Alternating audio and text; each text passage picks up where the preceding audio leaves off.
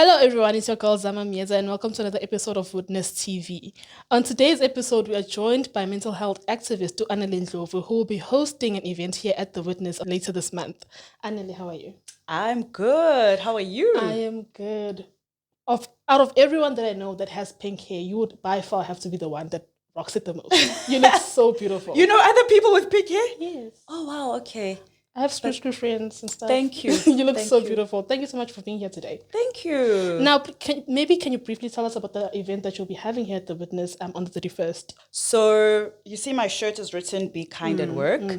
This year, the tea with Anele Ndlovu, the focus, we focus on mental health generally, but 2025 is more on workplace wellness and mental Yeah. health in the workplace.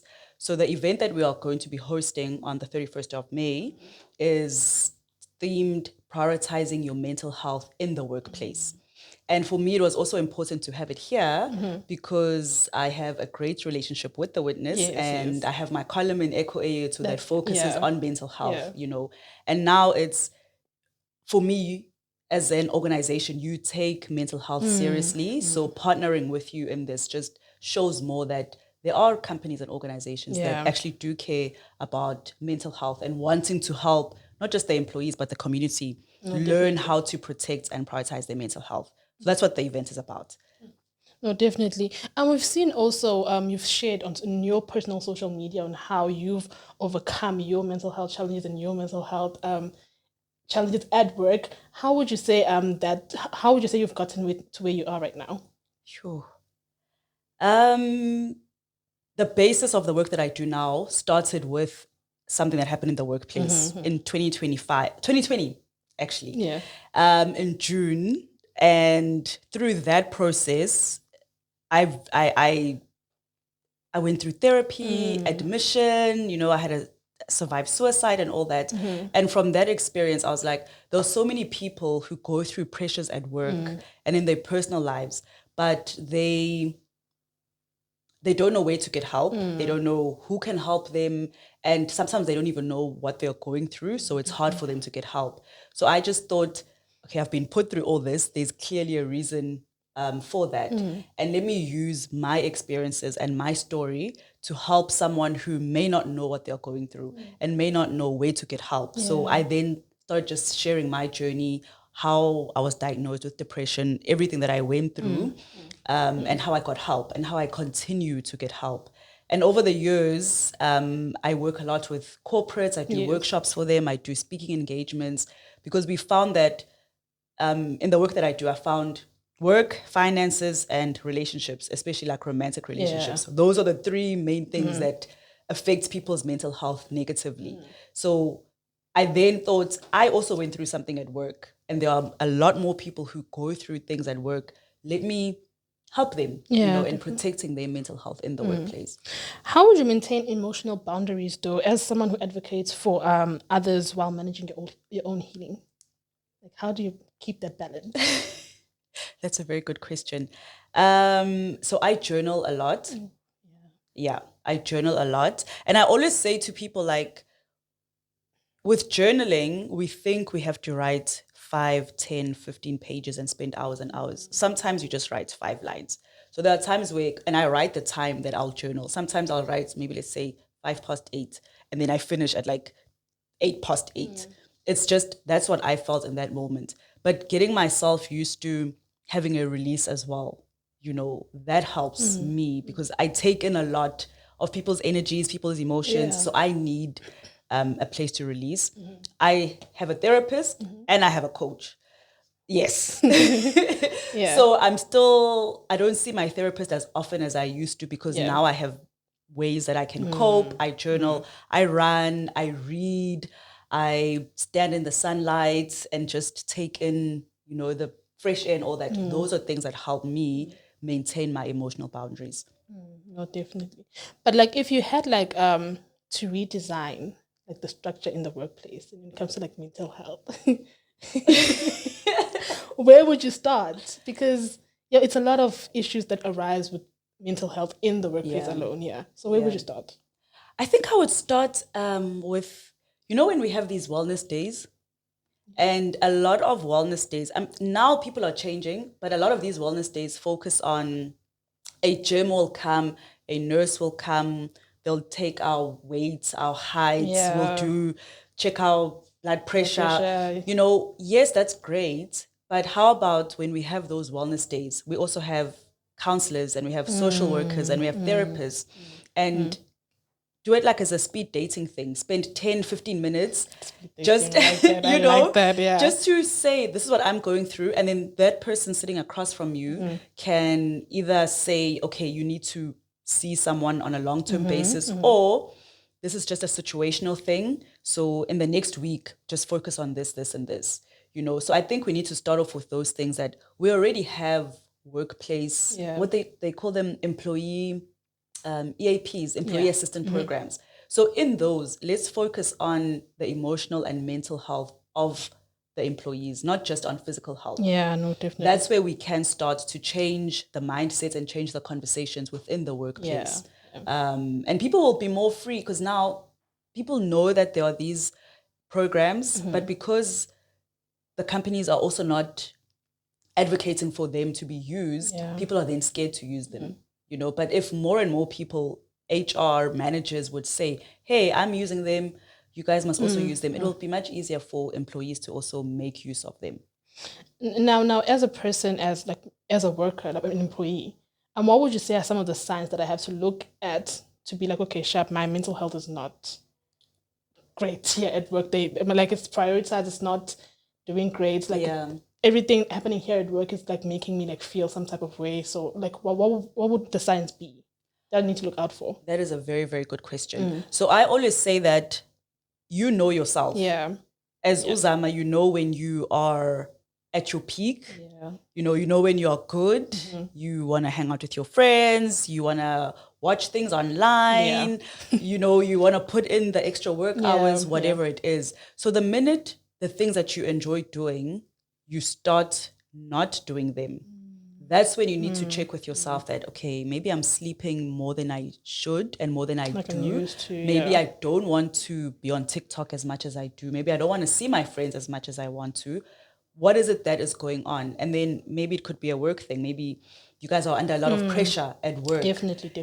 And then the minute you're able to name and see what it is that you're going through, it makes it easier for you to say, okay, right now work is busy because it's just this time of the year. But it's going to end in about 3 weeks. I just need to kind of manage myself during this process. Yeah. But if it's something that's ongoing, then I always recommend you need to then see a professional. So it's knowing yourself, it's knowing, like for me, when I start to want to sleep the whole time and I'm not journaling or reading in the evenings, and I'm like, okay, what is going on? And that's when I'm like, okay, is it work? Is it home? Is it social? Where is the... So it's basically just doing an introspection of yourself and just finding out what exactly is causing all these things in yourself. Absolutely. No, definitely, I hear you. In terms of your own personal experiences, I wanted to get deep into that. What exactly happened to you at your workplace? What happened to you? I can laugh about it now because it's 5 years. Obviously, yes. It's been a minute. Yeah, it has been. So what happened to me is it was during excuse me, COVID. Yeah. Oh, yes. But we got an email, I think, on a Monday from the chairperson of the company. And they were like, things are not going well. And this is like June also. We are just... So for me, it was, okay, in 2 months already, things are not going well, but okay. On a random Monday. So I was like, we got this email, things are not going well. There's going to be some restructuring. And then on Tuesday, there was an email from the CEO kind of reiterating what was said on Monday. And then in that email from the CEO, he was like, your managers are going to be in touch with you just to let you know how your teams are affected. Yeah. And then I saw, an email from my manager with a Teams meeting request for Wednesday. And then when I logged in, she was like, oh, this is so hard for me to do. I wish I was there with you. But your role has become redundant. And it's Teams, so it's not even like... in person. Yes, I'm sitting there and I'm like, oh my gosh, can this just be over? Can this just be over? And I was just like, okay, okay, okay. And she's like, oh, I'm so sorry. And I'm like, she needs to stop talking. Let me get out of here. Yes, like I just want to close the laptop because what do you mean, And it was hard because I give of myself a lot in what I do, especially work, and that's what I've also had to learn in these past 5 years is my work was my reputation, my this, my everything. So when I was told about that, for me, it wasn't the role, it was you don't need me. Yeah. And I think that's why I took it very personally, because I was personally. like, but I do such great work. Yeah. What do you mean you don't need me anymore? And at that point, that day, I knew, okay, I'm not okay, I'm upset, whatever. But then I was like, I've got this great CV and I know all these great people. I've built up this network and I have all these connections. I was like, okay, I'm not the first person to be retrenched. I'm sure something will come of it. The next day I told like some of my friends, I told my siblings, and I was like, guys, but I'm fine. But I knew I wasn't fine. And that's the other thing, knowing yourself. Because if I had been honest with myself, being like, this is horrible. I feel like, oh my gosh, my world has just stopped. I feel it would have, yes, I would have like been hurt and gone through pain and all that. Yeah. But it wouldn't have taken the amount of time that it took for me to then get help. And it would have probably prevented the alcohol abuse, the attempted suicide, the psychiatric admission. I probably would have seen a therapist, but I would have learned better ways to cope earlier than it took 7 months from that. Yes. From that moment, it took 7 months for me to be like, I'm not okay. And already so much had happened in that moment. And I say retrenchment because when I started telling my friends, some of them are lawyers. And then they were like, oh, what was the process? And I was like, no, this is how it happened. They're like, no, that's not how a retrenchment works. Like in 3 days, like in 3 days. Yes. From Monday to Wednesday. Like, that's literally 3 days. Exactly. And for me, when you don't pay attention to things, and then I started reading the Labor Relations Act and what Section 189 in terms of retrenchment goes and means. And my friends were then starting to help me understand the retrenchment process. And now the company is also putting pressure on me to say, you have to sign these documents so that we can. And then from retrenchment, I get emails to say, this is a mutual separation agreement. So I'm like, yes, I'm just like, no, guys, but this is what you said. And now this is what you're saying. And then it became a kind of a back and forth for a month until I went to the CCMA. And then it was that I'm process. sure even the back and forth took a toll on you as well. Absolutely. Because I'm like, but you are HR. You're supposed to understand these things. And that's when the drinking became my coping mechanism. And I was just like, I need something to numb everything that I'm going through. Understandable. Yeah. So that's what I went through then. And then in 2022, I went through something again. Oh my and then last year. So it's been like a period of just... And that's why this year I was like, okay, let's just breathe. I need to breathe. And I really need to, all these things that I've been through at work, let me use my experiences and the insights that I've gotten from all these to help other people. So now this year I'm solely focused on the tea with Anele Ndlovu and the work that we do in the workplace wellness and mental health. Because I also feel like God is like, but sis, can you just like sis. So now I'm listening. I'm like, okay, God, I hear you. I've been telling you this. Do it. Exactly. Focus on it. Yeah. I get you. So like you're a passionate advocate for mental health. So would you say like your own personal experiences have made you? Definitely. Absolutely. Definitely. Absolutely. How though? Because now I have more empathy. Yeah. Especially like with suicide.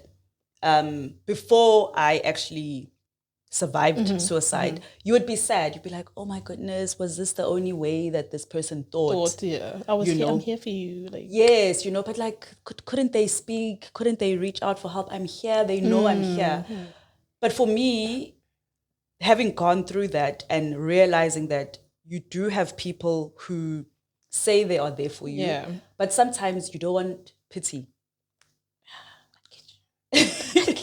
You don't want pity. and you don't want to be a burden. Yeah, that's a big one, the burden one. Yes. So already for me at that point is I'm not working, I'm not getting another job, and there's pressure. Are you even looking for a job? And I'm just like, if only people knew that you get tired of we regrets. Unfortunately, when you send out your CV, that you get to a point where you're like, okay, clearly I'm not good enough for anything. And not that you don't know that people want to help you, but it's people just they respond to you in what they think is the right thing at the time. So I have more empathy for suicide victims and suicide survivors, and I also have more empathy of people who are going through the most at work, because I know now I know it. I'm just like, it's hard. No, with the burden one, like a person can tell you like every word that you want to hear. Like, I'm here for you. Like, if you need this, but it just doesn't hit you where you need it to hit. Like, if you need some sort of like, I don't know, but like if a person is checked out already, no word can like, no anything can like help at that point. Yeah. So I totally understand. So if you could have tea with your younger self, what would you tell yourself? Oh, wow. And I like that. Like maybe like yourself 5 years back before you experienced your workplace. Yeah. Yeah. You know what I learned? And I learned this when I was in admission. I was admitted for 2 weeks at a psychiatric hospital. And we would have like group therapy sessions, individual therapy sessions with a psychologist, psychiatrist, occupational therapist, and all that. What I learned then, and that I would tell my younger self, is your job is not your everything. Oh my gosh. Like, your job can't be how you identify yourself, how you see yourself, how you show up in the world. Because for me, I wasn't the only person who went through what I went through in that company. But when I started just realizing that the other people were able to bounce back faster, some of them knew then, okay, maybe I should start my own thing. Some of them got other jobs because they hadn't made their careers their whole lives. My life revolved around my career. So now that I didn't have that, I was like, when they ask you, who are you? And I'm like, the question is tough sometimes. Eh? Now I'm like, I don't have manager of, head of. And I'm like, I don't know who I am. And I had to, with therapy, get to a point of saying who I am without all these other titles. Unlike the mental health advocates, it explains what you believe in and like your calling. It's not like you are a journalist or you are, because you could be like, I'm a storyteller. That's different to saying I'm a journalist, So you could tell stories outside of being a journalist. Yeah. So for me, if I had to have tea with my younger self, I would say, give of your best. Absolutely. Do your best at work, but your career mustn't be your be all and your end all, because be your life, basically. It will like, when people are kind of identify with being a wife or a mom, those things, when you get divorced or you lose your child, God forbid something happens, then who are you outside of that? You're still you. So you need to remember who you are. And that's what took a lot of work for me to get to, is who am I outside of this career that I now don't have? That's so sad. That's so sad. Like this career that I don't have anymore. No, I understand. What advice would you give to a person out there who is suffering from mental health but doesn't know what steps to take? Like, yeah. Again, you need to know yourself. And that's why for me, it's prioritizing your mental health in the workplace. Yes, workplaces must have programs, activities, and all these things that they need to do for employees, but your health is still your responsibility. Whether it's your physical health, your mental health, your financial health, your spiritual health. It's all up to you. It's all up to you. Yeah. So it's again knowing what works for me, what doesn't work for me. For some people, therapy doesn't work, so they go the coaching route. For some people, they go the spiritual route. So it's knowing what is it that's going to help me, So it's knowing yourself. And knowing yourself is sitting with yourself and facing yourself, which is something we also struggle with as humans. Who is Zama? What does Zama like? Ask yourself those tough questions. You have to. because then they're going to help you see that, oh, even though I have friends and we do these things together, but this is who I am outside of that. This is what I actually prefer. Like even with my friends, we run together, we do this, but some of them are more into gym. And I used to go to gym with them and I was like, oh, I don't know. I miss the steps and the beats in those classes. And I'm like, can't keep up. Not for me. This is not for me. But we all want to be physically healthy. Yeah. But we just do it in different ways. You know, some of them do yoga. That is also difficult for me. But no, I can't. I thought you were going to say you prefer that. No, these positions they do, I just can't. But I like they walking. Are difficult. And I like running. Yeah. And some of my friends don't. They prefer Pilates and whatever. But so we all want to be healthy and we all support each other in whatever it is that we do. But I know what works for me. So with your mental health, it's knowing, is therapy going to work? The other thing is, my psychiatrist told me that you will probably be on antidepressants for a while. And someone might only take antidepressants for 3 months or 6 months. Yeah. But for me, and this is another thing, after 9 months of taking them, I was like, oh, I think I'm fine. She doesn't know what she's talking about. Then you stopped. Then I stopped and then I went through something and I took myself to the ER and the doctor there, as they're doing your history, then I told him and he's like, but who told you to stop? And I was like, I told myself. You?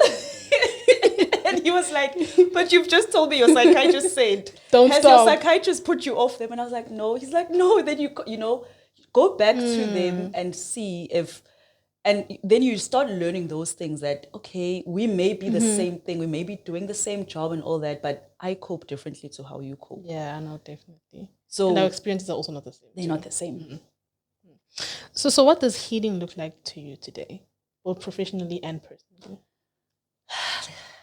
Another good question. I think healing on a personal level is not being hard on myself. Yeah. Because I was always that person, like, I need to always be on point. I need to look a certain way. I need to speak a certain way, to show up a certain way. Like before, if we were doing this, and actually I went through that. I had this outfit that was planned out, like a one-arm dress and these heels. Stilettos. And then I was like, no, I want to be free. And I want the message to come across even before I speak. People must see, be kind at work and things like that. So healing for me is that freedom to express yourself in a way that you feel is good for you. Yes.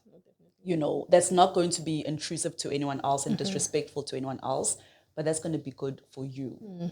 And professionally, it's, I think the same way, you know, is show up as yourself. And yourself doesn't mean you must be rude and disrespectful and arrogant and all that. You know who you are.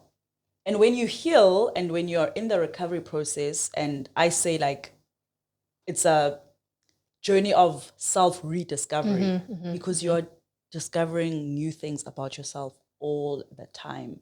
So it's just basking in that, like, oh, I didn't know I could do that. Oh, I don't know I liked that. And, oh, now I can try this. And if I fail, hey, I tried. Before, I would have been like, oh my God, I'm such a failure. I tried to run 15 kilometers and I didn't. I only got to 12. Now I'm like, I tried. You know, so healing for me is that healing is being okay with things not always working out and just saying you tried. Now we know you can't do that. You can do this. No, so with prioritizing your mental health here at the Witness, that's going to be hosted here at the Witness. Where can people go to get more details? They can go on the Witness's social platforms, as well as my social platforms. So on Instagram, I have my personal account, which is Ndlovu_Anele. And then we have the T's account. So it's the business account, which is TheTeaWithAneleNdlovu. So all the details are there. Facebook, it's under Anele Ndlovu. LinkedIn, Anele Ndlovu. Almost said Twitter. Okay. X. I'm old, guys. X. Not that old. Ndlovu_Anele. So we actually just announced the Maritzburg speakers. So we'll get to know who the people who are going to be part of this journey with us are.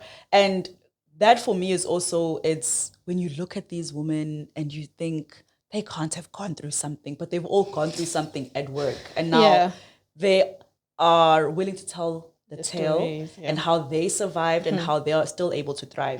Because some of them still work, not like I said earlier, not everyone is going to start something. Yeah. So it's showing that some people will still stay in a workplace, but show you how you can still protect yourself and navigate. And some people, this opportunity like me, it was, no, you need to actually do your own thing. Yeah. So we get to learn from women who, and my other thing is I always want to host, not, before we used to think people who are really successful are there in the 50s and, no, For now them it's to tell their stories, like their journeys. Yes, now it's people in their 30s are doing the most, people in their 40s. So it's also highlighting that you don't have to be above 45 or above 50 for you to have a story to tell, or for you to have good experiences or bad experiences to share with people that people can learn from.